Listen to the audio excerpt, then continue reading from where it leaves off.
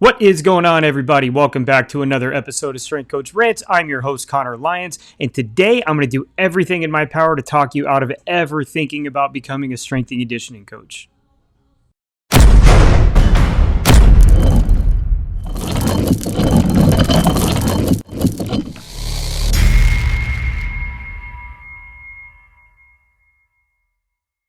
All right, so this is usually a conversation that I have reserved for interns and potential interns that I come across. I tell them when they first start interning for me that I'm going to do everything I can to talk them out of ever making the decision to make this their career.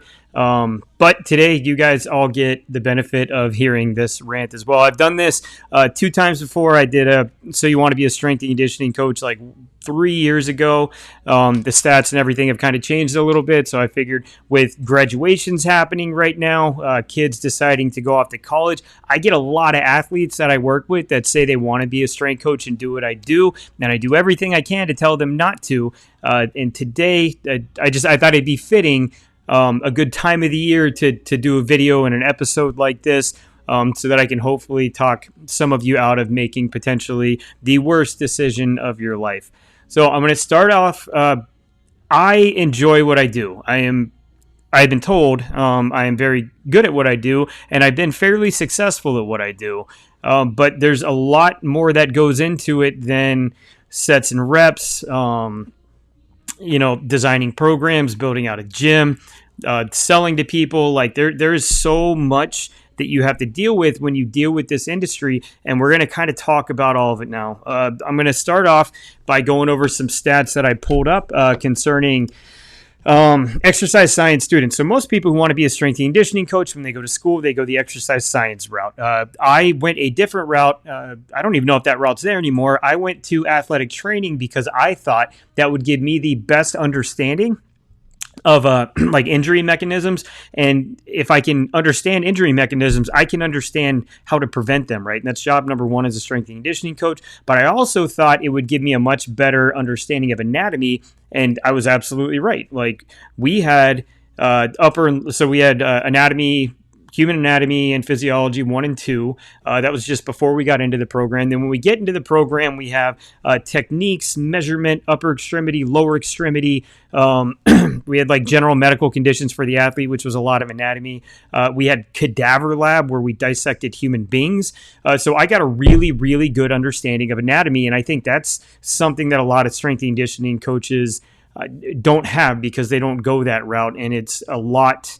I had exams where I had to know all the innervations of all the nerves into every muscle and muscle action and like degrees of freedom and ranges of motion and all that stuff. So I have a very good understanding of human movement, whereas a lot of other strength coaches may not. And that's due and thanks to me going the athletic training route. Athletic training's changed now. It's a entry-level master's program, I think most places now. I know USF, where I originally got my degree, have moved into like an entry-level master's program. So you have to be an exercise science major prior to going into athletic training. I don't know that you'd be able to get the prerequisites needed to get in unless you took an exercise science route, right? So we're going to talk about exercise science. Physical education is another one, but these numbers that I'm looking at here that I'm going to be spouting off to you all deal with kinesiology and exercise physiology. So most exercise science programs are going to be a PET or like an APK. APK is like applied physiology and kinesiology. That's what my degree, all of my courses were APK. The exercise science program at USF, which was located inside the College of Medicine, they were PET, which is physical education theory, I think. So a little bit different, but a lot of the same courses, just taught by different people in different settings. We were in the College of Medicine. They were in the College of Education. So it just a little bit different. This does not include athletic training majors, just kinesiology and exercise science. So not including grad students either. So in 2021, let's say 22,867 exercise science grads. Now, if you look at the numbers, there's about like 11% of those are going to go into the quote unquote fitness industry. And if you look at that 11% of that, 22,000, you're looking at less than 2,000. This is every year spitting out more and more. A very small percentage of those in the fitness industry are going to go the strength and conditioning route. Now, this is completely flipped. 15 years ago when I graduated, or 13 years ago when I graduated, 15 years ago when I started school, that was the goal of every exercise science major. They wanted to be a strength and conditioning coach. That was it for them. That was the end goal. And now when I get these exercise science students who need an internship in order to graduate, it is fairly often that they don't want to be a strength and conditioning coach. I think since I've had exercise science majors from the University of South Florida, my alma mater, since I've been getting them, I've had one that wanted to be a strength and conditioning coach, and he really just kind of wanted to work with the general population because he was a power lifter, and so had no desire to work with athletes. So I think a lot of things have changed. Hopefully all the strength coaches like myself who are getting out there telling people not to do this, I guess it's working because nobody wants to do it anymore. Anyways, almost 23,000. At the universities in the United States, whether private or public, there are 96,721-ish students enrolled in exercise science program. Now, it's APK or PET type courses that could be exercise science, physical education, quite possibly could be athletic training. I know earlier I said it wasn't, but it could be if there are still some programs out there that are like a bachelor's degree, whereas I don't know that that's even the case anymore. It is the 24th most popular degree in America. Now, I don't know how many degree programs there are, but 24 seems pretty high. It seems like a lot of people want to do it. It's the 39th most offered degree. That means that so there's 532 colleges spread throughout the United States that offer an exercise science degree or a kinesiology exercise science type degree, making it the 39th most offered and the 24th most popular degree in America. Now, what can you do with this exercise science degree? Believe it or not, the vast majority go on to physical therapy school. A ton of them go on to be athletic trainers, and a lot of them actually go into teaching. That's a big kind of pathway for teachers, and we're talking about you could become like an anatomy teacher. You could become in certain states you have to have a degree, but I think Florida is actually a state where you can just take like an exam to be a teacher. As long as you have a degree, doesn't necessarily have to be in teaching, which it's good or bad. I don't know. More people teaching, but less people specialized as teachers. So who knows? But that's actually a very big part of where these exercise science degree seekers go when they finish. Right now, there are roughly 11,000 certified strength and conditioning specialists throughout the country. That stat may be a little off because I think the NSCA has something like 60 some odd thousand members. And I would assume that the vast majority of them are certified strength coaches. Now, whether they're in the strength and conditioning setting or they're working with the general population, I don't know. But there are over 60,000 members of the NSCA. So that 11,000 strength coaches might not be like a great number. The industry is in a weird space where you don't have to be certified to be a quote unquote strength coach.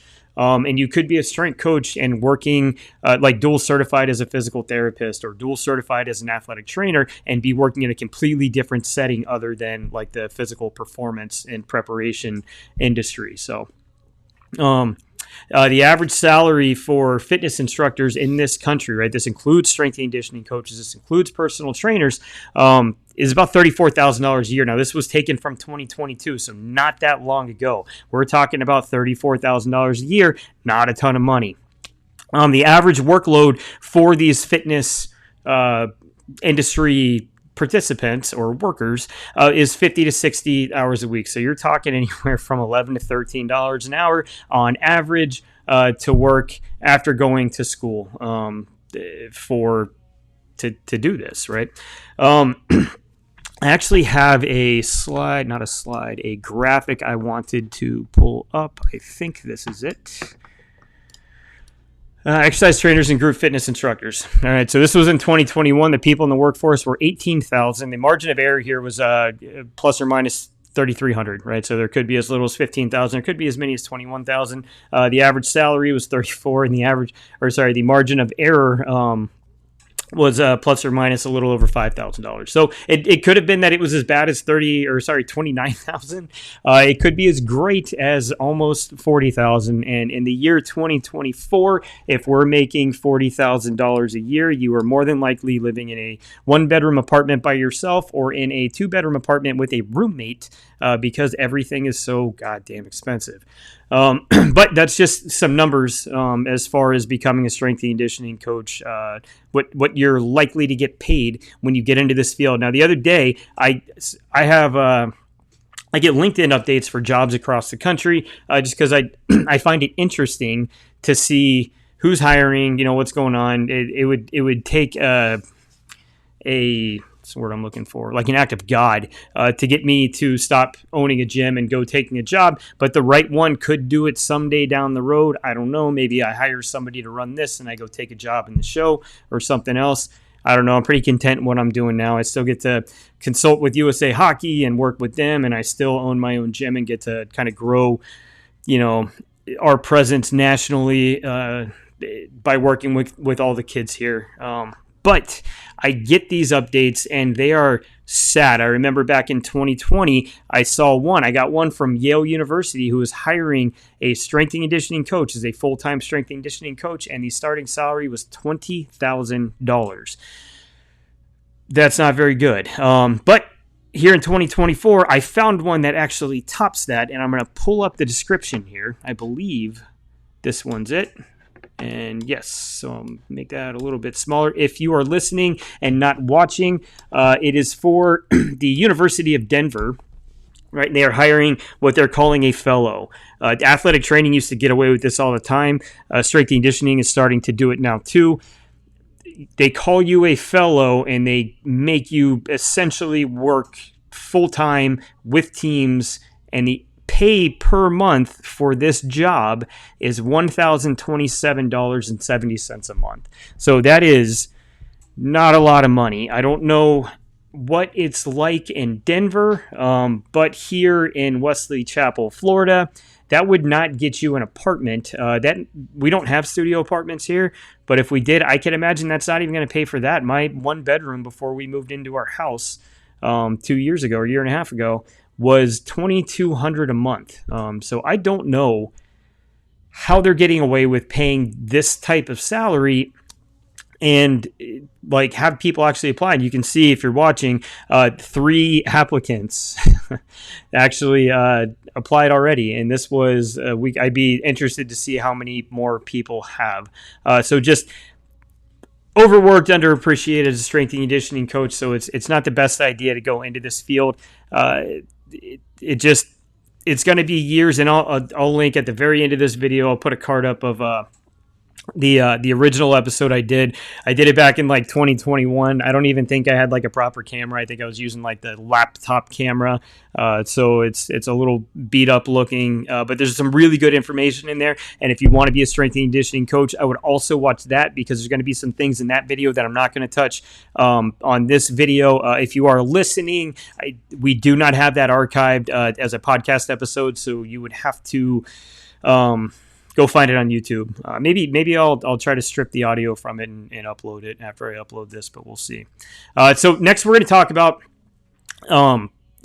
if you're going to be a strength and conditioning coach, the things you should keep in mind and the path you should take to get to try to get to where you want to be, right? So to the last 13 minutes and 39 seconds, if you're going to be a strength and conditioning coach, understand the road is very hard. I would advise you against it. And I would completely advise you against ever going into this field. And next we're going to talk about, actually, I don't want to talk about the path you should take yet. I'm going to talk about some of the roadblocks and things you have to deal with.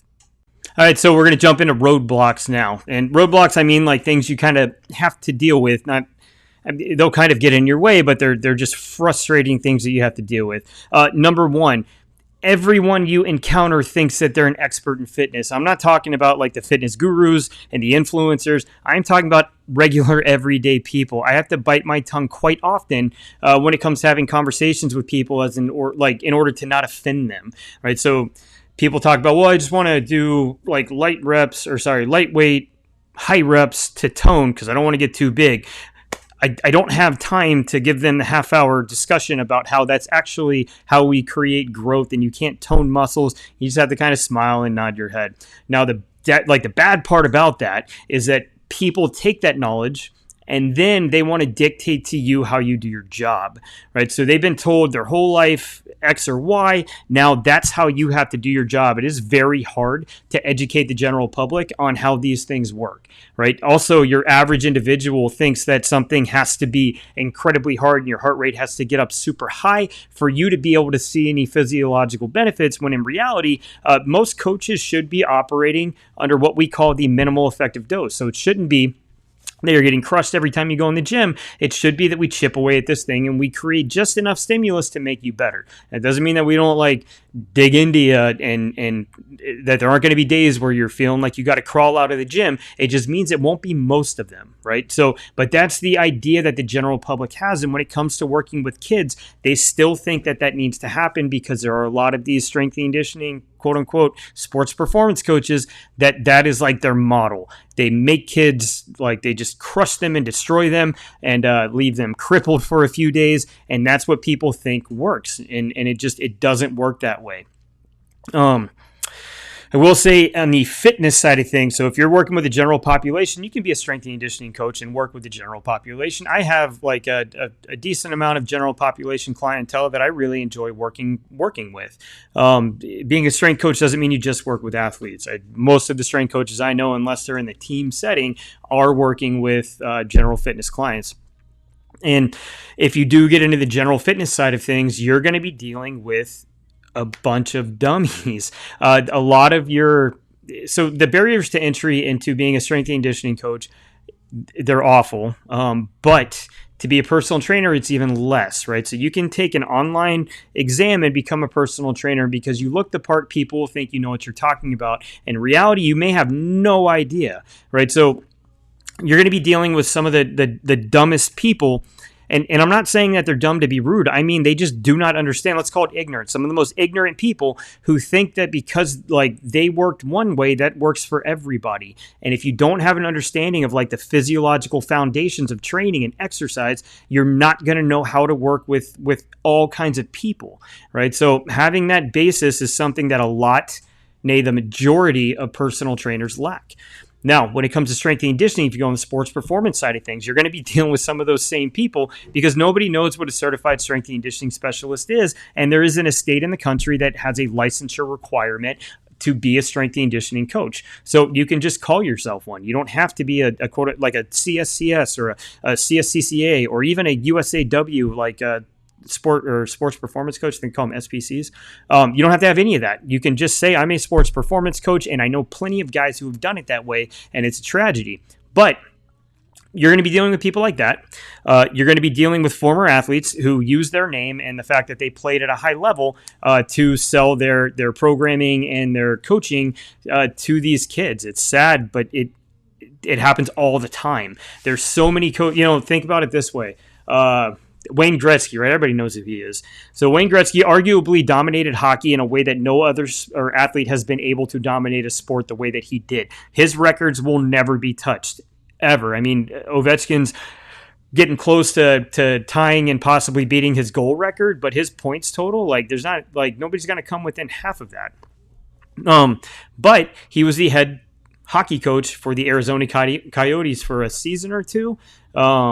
This was before, I think it was his wife and Tocchet got in trouble for gambling on sports or something. I forget what it was. But he was the head coach for the Arizona Coyotes, or what were the Phoenix Coyotes back then. And he was quite possibly the worst coach the NHL's ever seen, right? Just because you've done something doesn't mean that you can do it moving forward and teach other people how to do it. And I think it's an extra detriment if you've done it because all you have is a hammer and everything becomes a nail, right? So if I became a professional athlete and I trained a specific way in my head, if I don't know any better, and I don't have the physiological foundations of exercise in the back of my mind, I'm going to have you do what I did, or I'm going to have you do what these guys do because I don't understand how to program to get the results that we want. I just make it hard. And I make it like what I did, right? And that's the most dangerous thing, because training is ever evolving, and we have so much more information now than we did even 10 years ago, and we understand it better.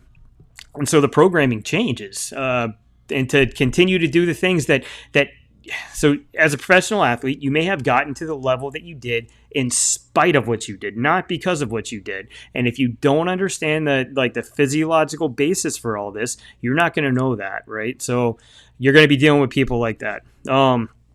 Fitness influencers on social media have like molded people's minds into what they believe fitness should be. There are some great ones out there, but there are some really bad ones out there. And so people come into your facility or to meet with you as a coach or a personal trainer, and they have a preconceived notion of what their training should be. And 9 times out of 10, it's hard. That's what it should be. It should be hard. And it doesn't have to work that way. And you're putting yourself at a disadvantage having more knowledge, because you're not going to do the wrong things, right? Just to placate a client to keep them, because you know it's the wrong things. Whereas somebody who doesn't know may not do that, right? They may just do whatever because they don't really understand. And that's how we end up with people getting rhabdo and injured in the gym and all that kind of stuff. So you're going to deal with people like that. You're going to deal with people not understanding that like you're actually pretty smart, right? That you had to go to college for this, that you had to sit for a national board exam, maybe even 2 national board exams, because personal trainers, not them specifically, but like what personal training is, has muddied the water so much. People don't realize. I have 15 years of experience. I graduated from the College of Medicine at the University of South Florida. I've published 2 books. I've consulted with some of the top organizations in the world, even when it comes to training on the hockey side of things. I read a ton. I stay up to date on various studies and all that. So there's a lot more that goes into it, and people will think that you sat for like a weekend cert, or you got online and like bought a personal training certificate, and it's just not necessarily the case. So having people really not understand that like you're in this, right? I just picked up a new client, potentially, we're still in talks. He's an NHL player. Mostly American League, kind of bouncing up and down. They're looking to make a change in their training. And I asked who he was training with, and it's this local guy who is a hockey coach who works in finance, who moonlights as a quote-unquote sports performance coach, right? This guy is in the American League. He was a Hobie Baker finalist, set all kinds of records here in Florida, played on the Olympic team, and his quote-unquote strength and conditioning coach is a finance guy with a gym at his house.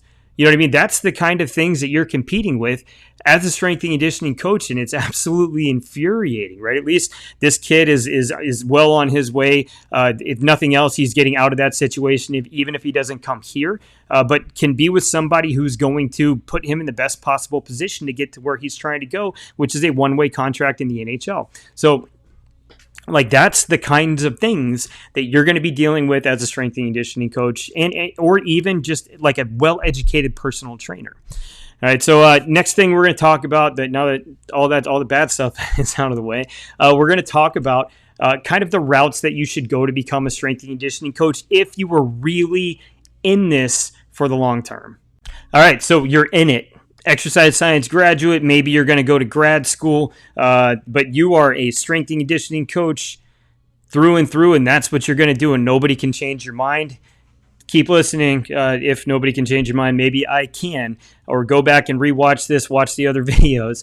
But we're going to talk about like the paths that you should take, right? So I get a lot of crap for this from other strength coaches who haven't really put in the effort. But the first thing you have to think about doing, right, in addition to graduating from a university with a specialized degree, sitting for your CSCS, your CSCCA, you've got to have those 2 things, right? So certified, like a good certification and your degree. Otherwise, like don't even attempt to get into this field. You're gonna have to intern. I'm sorry, but if you want to learn, you're going to have to work under other people, right? So I had a great education, But the reason why I'm as good of a coach as I am right now is because of the mentors I had and the people I interned under and the people I worked next to, right? So, they say knowledge, the circle of knowledge, right? Like when you first get out of school, you think you know everything, or you take a course in something and you think you have a lot of information. And then as you start to learn things, you realize, wow, I don't know anything. It can actually cause you to doubt yourself in a lot of respects.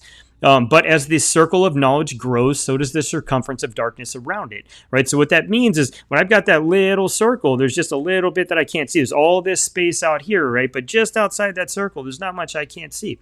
As that circle gets bigger, right, that circumference gets bigger, you start kind of seeing where the holes in your knowledge and understanding go a lot more frequently.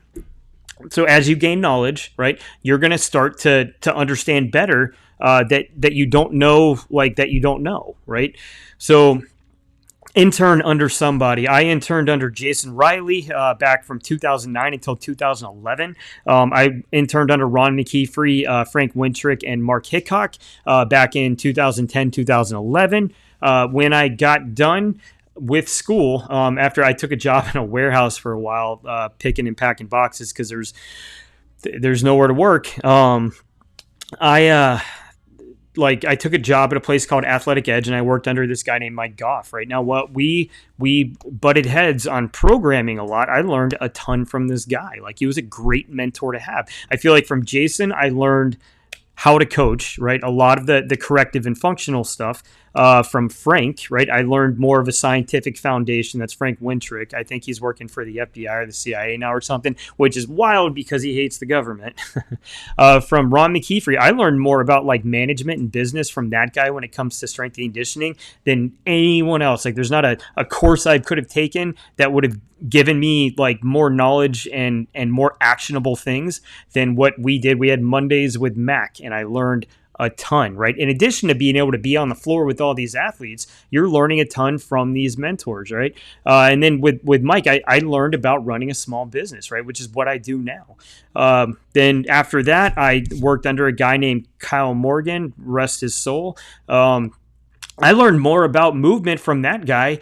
God, I still use the same progressions that I learned from him because I haven't found better ones, especially when it comes to lateral multidirectional speed. This isn't hyperbole, he was probably one of the best guys when it comes to lateral and multidirectional movement in the country, and nobody even knew who he was, but he was good.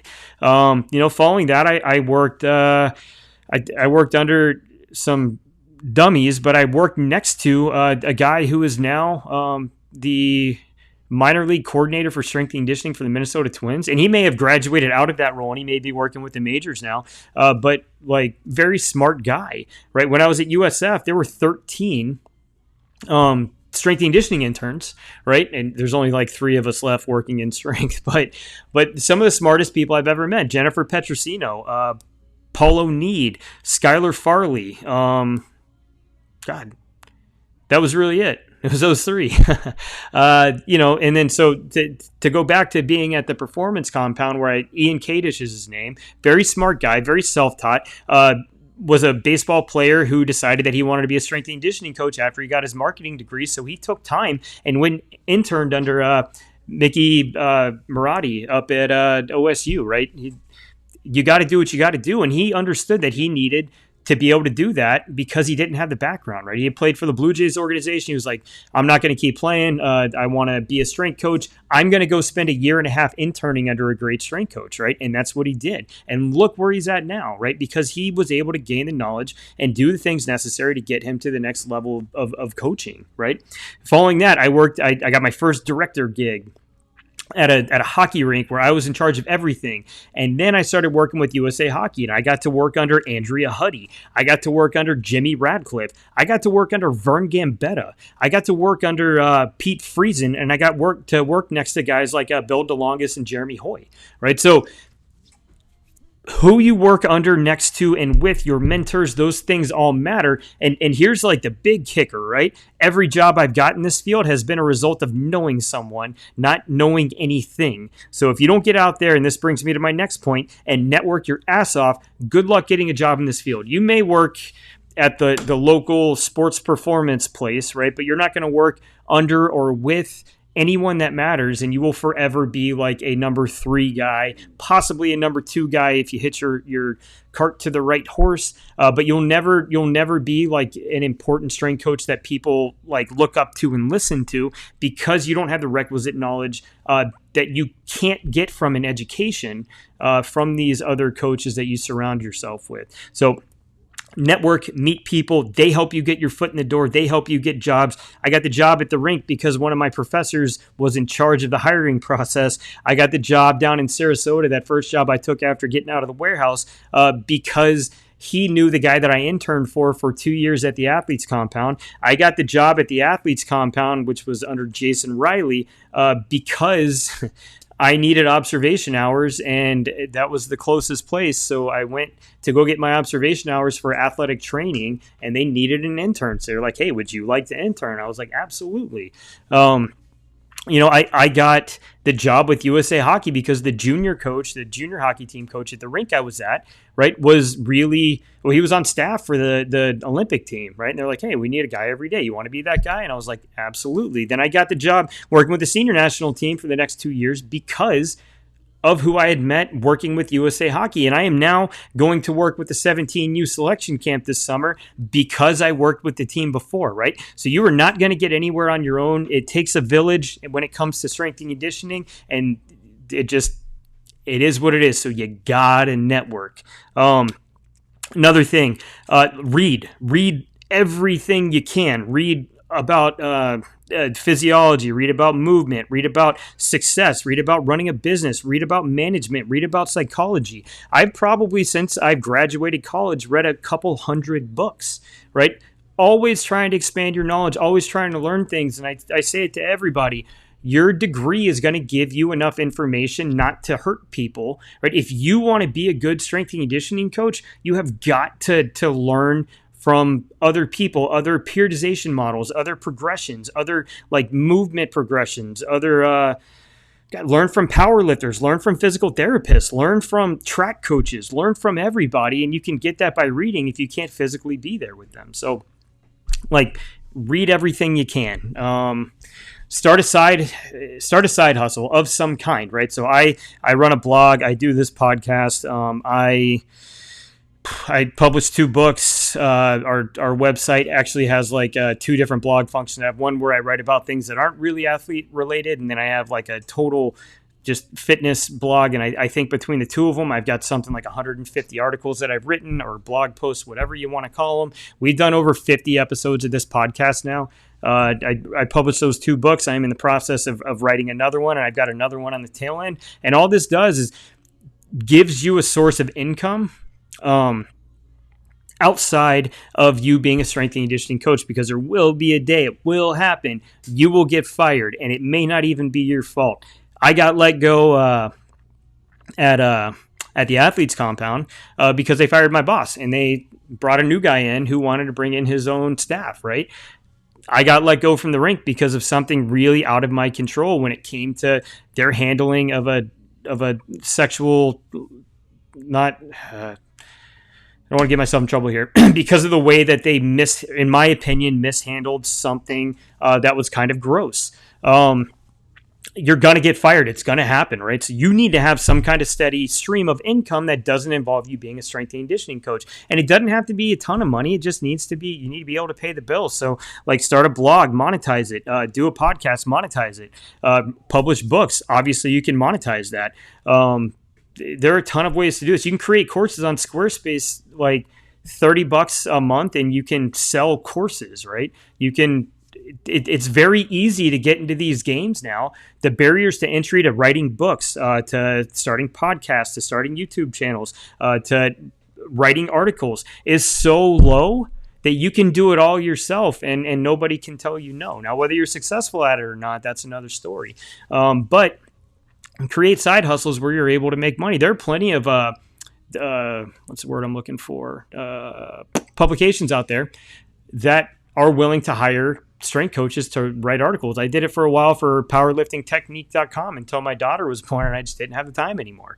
So it's easy to get out there and just make money outside of this, because there will be a day when you're not able to make money doing this. So just be prepared for that.